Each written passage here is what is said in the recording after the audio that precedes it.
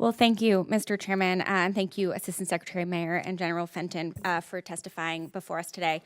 Uh, you know, as a representative of San Diego, I have to say I am always so proud of the SEALs, of our Delta troops. I think they are the best in the business, and it's clear that they are willing to do the most dangerous missions with very little notice, and I think we should all be incredibly grateful for that.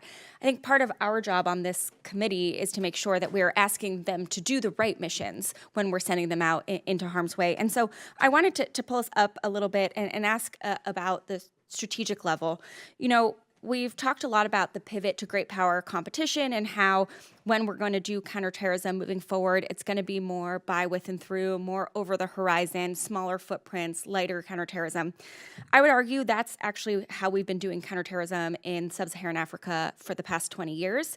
And, you know, in sub-Saharan Africa, U.S. Special Forces have been conducting counterterrorism training for over 2 decades, and we've provided over $3 billion in related equipment, training, and logistics. And General Fenton, I want to ask you, would you characterize this effort in sub-Saharan Africa as a success? Congresswoman, I'm certainly in constant contact with Africa Command as they look at this through their lens and a number of other whole-of-government efforts. I think it's necessary.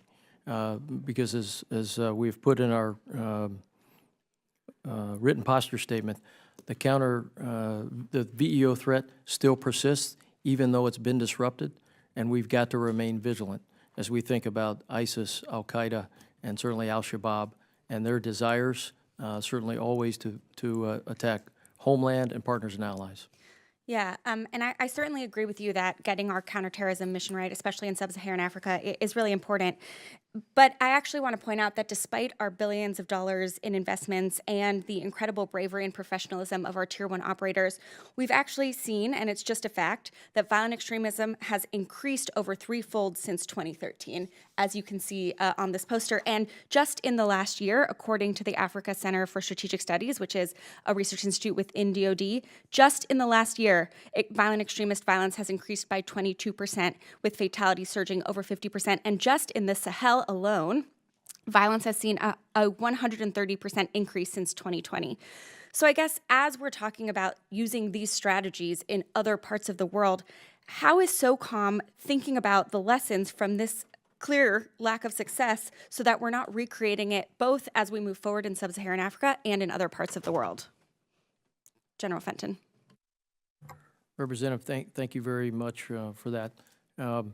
I'll start, as we continue, we'll do it the way we have been doing it, which is one part of the whole of U.S. government effort that gets after countering VEOs. That's in concert with the combatant commands, where we, as a SOCOM team, operate. They have special operations elements there that campaign, contest, and coordinate all of our activities in that arena, and as well with our Department of State and Intel and interagency colleagues, and partners and allies. So we'll continue that as one part. Second, I think I would say across all the various domains, information operations, to get after an unconstrained ideology that still exists out there in the violent extremist way, and use capability tools and certainly partner and allied thoughts as we go forward to contain, in some ways, the physical terrain in places, Syria and Iraq, that we've been able to do against ISIS. Thank you. I don't mean to cut you off. I just want to make sure I get to my last question for Assistant Secretary Mayor. I think as we've talked a lot, one of the main lessons is that the military first DoD-led approach to violent extremism is clearly not working.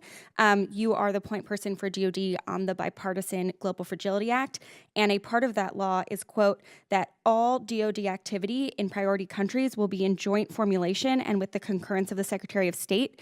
Given that that is part of the law, will you commit today to ensure the department abides by that and only implements policy or conducts activities in all GFA priority countries that have been developed through joint formulation with the State Department and through Secretary of State concurrence, including as it relates to all Title 10 and Section 127 ECHO and 1202 programs? So, Congresswoman, it's Very important thing, I think, the Global Fragility Act, because it gets at your core question of trying to do things differently than we've done to the past to trit some of those trend lines you showed. I think as a matter of practice on GFA, we are aiming as much as possible to be that 3Ds concept, the development, diplomacy, and then our defense piece. All the plans and programs are developed jointly, all three agencies, USAID, state, and DoD. And I think as we've talked about in the past, both our 127 ECHO programs and other Title X programs are done in concurrence with the State Department. The Chiefs of Mission concur on those programs, as do other elements of the U.S. government. So I think that's an important safeguard against any perception that DoD is doing things that aren't in concert with the President's priorities and the interagency's concerns and also perspectives, ma'am. Well, thank you, and I'll just remind you that that joint formulation is part of the law, and so I'll look forward to working with you as we move forward. Mr. Chairman, I yield back.